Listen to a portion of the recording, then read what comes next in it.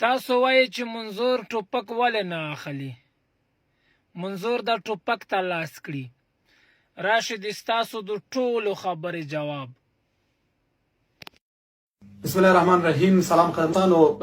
ما غوښتل دغه موضوع په هکله باندې له سهار راهیسې په ذهن کې و چې زه باید یو پیغام یا ویډیو ثبت کړم. متاسفانه پکې دا بده پېښه هم رامنځته شوله. مشر منظور د پنجابیانو لخوا ونیول سو او تاسو نور جریان څخه خبر یاستئ.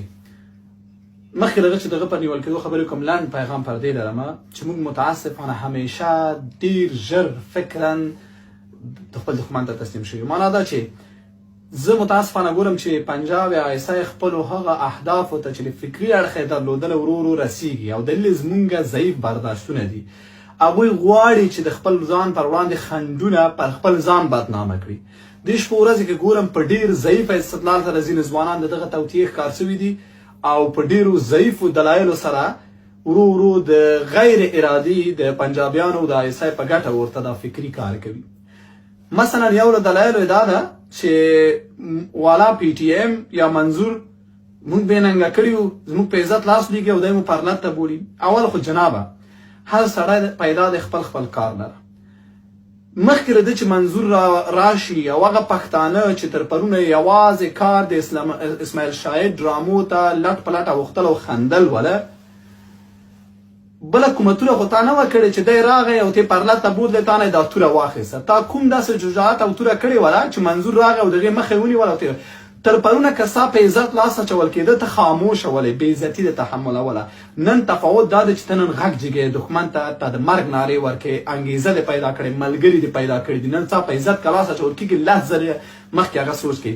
پخوا داسې نه و، پخوا دې په عزت هم لاس اچول کېده او عین وخت کې تا نه د غلام په حیث هم استفاده کېده. ول نن ته بېرته غږ پورته کوې، دا یې ګټه نه ده. تو وایې پخوا تا داسې تورې کړي دي چې نن منظور راغی ستا د غیرتي مسایلو مخه یې نیولې ده. دویم بحث دا دی، سبا په اسلام آباد کې، په تهران کې، په بل ځای کې خپلو ډیپلوماټیکو اساس یا سفیر ته هم وایي چې والا پر افغانانو ظلم دی او ته ټوپک نه اخلې نه ورځې. وسړی دغه کار ډیپلوماسي ده. د منظور کار اول نه ټوپک نه و، سړی ویده دی تی سر پر ټوپک دی چې فلانی ووله، هغه ویده ده خو راویښ کړه بیا ټوپک ورکړه ورته. خو نور خو چې ټوپک ورسره کوي خو د نور دی هم خطرناکه کړه. دښمن چې راغی په دې سر سره یې ولي وایي دا همغه ډله کې ده. تر اوسه ته ویښ نه ولې، تا به یوازې ډرامو ته کتل او د پنجابي دپاره به تر پنجابي مخکې ته د هغه د ګټو لپاره قرباني کېدلې. یو سړی راغی په تا کې شعور پیدا کړ، راویښې کړلې. د افغانستان بیرغ نن د هغه په غونډو کې رپېږي، د ارزښتونو بحث مطرح کېږي، پښتانه یو لاس شوي، د مهاجر دپاره غږ جګېږي، د پاکستان د پوځ او د پاکستان د ناکامه دسیسو د کامیابه دسیسو د ټولو پر وړاندې پښتانه په واحد غږ سره اکثریت یې راټول شوي دي. یو سیاسي شعور په پښتون کې پیدا شوی دی. نن پښتون ته په لاس ورغلو سره یو انګېزه موجوده ده چې دا یو مشکل جوړوي. دا ټول درته منظور وکړله او اخر کې چې والا منظور خپرلتونه کوي. دویم ته خو هغه پرېږده چې تا پوره راویښ کړي، ته ته اوس شعور دومره کمزوری چې ته اوس هم ته د هغه د ایسای کس بولي. ته چې پوره راویښ کړي بیا که ضرورت شو بیا هغې وخت کې به ټوپک ته هم لاس اچوي. مګر اوس خو هغه یو ځل خلک راویښ کړي، کار یې دا دی او همدا یې مسؤلیت دی. بیا ته نه شه ته ټوپک ته لاس واچوه. نو خو دغه عمره وکړه، پخوا خو د هغه هم نه جدو. دویم والا دا د ایسای کس وسړی هغه ایسای او پوځ چې پاکستان کې یو تقدس درلود، همدغه پښتون بم چې نوم به یې اخیسته داسې به لرزېده، د ایسای نوم به یې چا اخیسته، د پوځ نوم به یې چا اخیسته. یو سړی راوچت شو، په میلیونونو پښتنو ته دا انګېزه ورکړه چې راودرېږي او د پاکستان د پوځ او د استخباراتو د بدنامه دسیسو پر وړاندې په نره شعار ورکړي. د هغوی هغه پرستیج او هغه کاغذي او هغه چې ځان ته جوړ کړی و هغه یې دړې وړې کړل. نن هر څوک درېږي ایسای او پوځ په پاکستان کې دننه کنځلې کوي او هغه راټي د هغوی دسیسو د هغوی په هغه باندې نیوکې کوي. دا خلک دغه حالت ته راوصل. د پاکستان د سرسخته رقیب د افغانستان درې رنګه بیرغ پکې رپېږي، د افغانانو ننګه پکې کېږي، د افغانستان د لر او بر شعار پکې ورکول کېږي. دا سره رقم جاسوس دی خو له تاوان نه ګټه ډېره وکړله. ده خو پښتنو ته له تاوان نه ګټه ډېره وکړه او برعکس هغوی ته یې د ګټې نه تاوان ډېر وکړ. نو که دا د هغوی کس و خو د هغوی ټول توطیې شان شولې که نن خو خلک هلته هغوی ته کنځلې کوي، نن خو د هغوی په دسیسو خلک خبر دي، نن خو میلیونونه انسانان د هغوی په مقابل کې درېږي. دا نو څه رقم جاسوس دی؟ دا خو غلي پښتانه یې په شعور راوستله. دا لا جاسوس هم دی.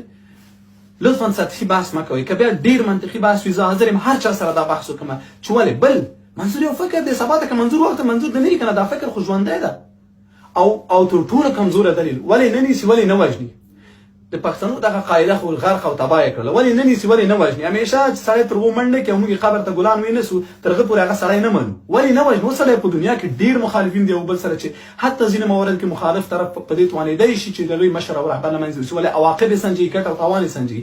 فکري حرکتونه د یو شخص په له منځه وړلو لا پیاوړي کېږي. دا دې ونیوه. اوس خوشحاله یاستئ؟